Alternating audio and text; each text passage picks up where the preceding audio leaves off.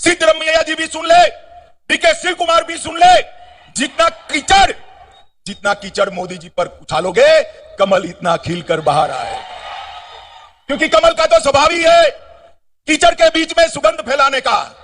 आप जितना भी गाली मोदी जी को बोलोगे, कभी भी आप सफल नहीं हो पाओगे। मुझे बताओ भाइयों, माताओं, बहनों, ऐसी मोदी जी के लिए अब शब्द उपयोग करने वाली कांग्रेस पार्टी को वोट देना चाहिए क्या? जोर से बोलो, देना चाहिए क्या? मैं कहता हूं आप सभी को इस संदेश को कल्याण कर्नाटक के घर घर तक पहुंचाइए, जो विकास की बात नहीं करते हैं और समग्र दुनिया में भारत का यशोगान बढ़ाने वाले प्रधानमंत्री जी के लिए मरने की कामना करते हैं। ऐसे लोगों को राजनीति में जगह नहीं देनी चाहिए। माताओं, भाइयों, बहनों, आज मैं यहां आया हूं तब सरदार पटेल को भी आदर के साथ प्रणाम करना चाहता हूं कि सरदार न होते तो हमारा पहले का नाम जो था हैदराबाद कर्नाटक, वो शायद आजाद ही न हुआ होता। आजादी न, सरदार पटेल थे जिन्होंने हैदराबाद पुलिस एक्शन कर निजाम को घुटने के बल गिराकर देश को आजाद करने का काम किया है। और मित्रों, हमने इसीलिए कर्नाटक के एक हिस्से का नाम, जब येदियुरप्पा जी मुख्यमंत्री थे, तब हैदराबाद कर्नाटक से बदलकर कल्याण कर्नाटक करने का काम किया। इस समग्र क्षेत्र का कल्याण करने की जिम्मेदारी भारतीय जनता पार्टी की है। हमारी सरकार ने आर्टिकल 371J को रिलीजियसली पालन करने का काम किया है। हमारी सरकार ने पहले 3000 करोड़ रुपया दिया था स्पेशल पैकेज, और इस बजट में, जोर से ताली बजाना, इस बजट में बसवराज जी ने 5000 करोड़ रुपया देने का काम किया। मैं पूछना चाहता हूं सिद्धरमैया जी ने, कि आपने क्या किया था?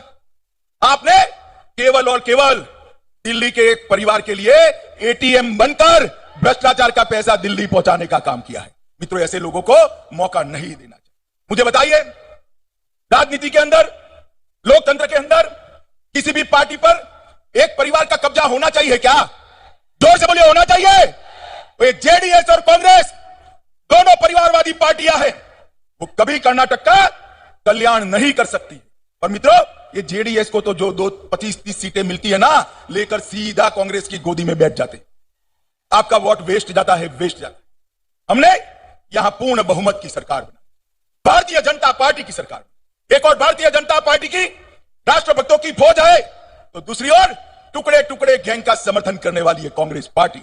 एक और हम यहां पर रानी अबक्का, मतकारी नायक और कैंपे गौड़ा का सम्मान करने वाले लोग हैं, तो दूसरी ओर पीएफआई के आतंकवादियों को समर्थन करने वाली कांग्रेस पार्टी है।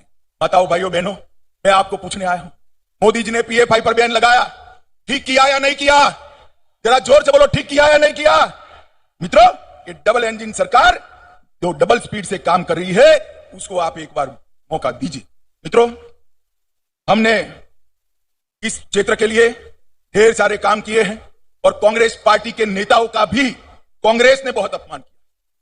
निजलिंगप्पा थे, तब इंदिरा बहन थी, निजलिंगप्पा को समाप्त करने का काम इंदिरा बहन ने किया। वीरेंद्र पाटिल जी थे, बड़े कद्दावर नेता थे, उनको एयरपोर्ट पर अपमानित करने का काम राजीव गांधी ने। इंदिरा जी, राजीव जी और अब राहुल जी आए। कर्नाटक को सम्मान मिल सकता है क्या भाई? मिल सकता है क्या?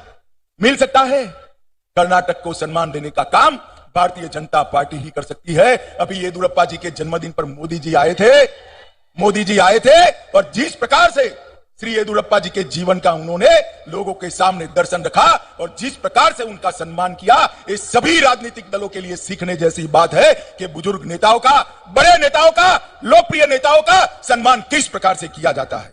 माताओं, भाइयों, बहनों, मैं यहां आया हूं तब कहना चाहता हूं, भारतीय जनता पार्टी की मोदी सरकार ने 80 करोड़ गरीबों के लिए ढेर सारे काम किए, करोड़ों लोगों को घर देने का काम किया। कितनी सारी माताएं बहनें हैं, जोर से ताली बजाना।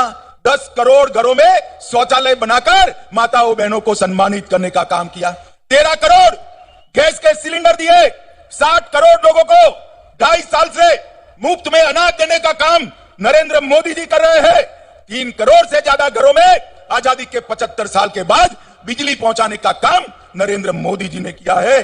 और मित्रों, सबसे बड़ी बात है, आप सभी जरा हाथ ऊपर करिए, जिसको कोरोना के दोनों वैक्सीन लग गए, हाथ ऊपर करिए। तो सबको लग गए ना? सबको लगे ना? 25 पैसा भी खर्च हुआ है क्या? मोदी जी ने 130 करोड़ लोगों को 230 करोड़ वैक्सीन देकर कोरोना से सुरक्षित करने का काम इस देश के प्रधानमंत्री नरेंद्र मोदी जी ने किया। और गरीब के घर में बीमारी आए तो 5 लाख तक का सारा इलाज गरीब का अब नरेंद्र मोदी सरकार कर रही है। और इसके साथ साथ हर गरीब को प्रति व्यक्ति प्रति माह 5 किलो अनाज, और बसवराज जी और येदुरप्पा जी ने रागी भी जोड़ दी, ज्वार भी जोड़ दी, जो खाना वो खाइए, कीमत नहीं देनी पड़ती है। 5 किलो अनाज फ्री ऑफ कॉस्ट देने का काम नरेंद्र मोदी जी ने किया। नरेंद्र भाई ने देश को सुरक्षित करने का। इधर वालों मुझे बताओ, इस देश में जो कश्मीर है वो हमारा है या नहीं है? जोर से बोलो, है या नहीं है? धारा 370 हटनी चाहिए थी या नहीं हटनी चाहिए थी? इस सिद्धरमैया और डीके शिव कुमार को पूछना भाई, जब धारा 370 हटाई क्यों चू चू चू चू चू चू कर रहे थे? समर्थन करना चाहिए था, नहीं करना चाहिए था? नहीं कर सकते।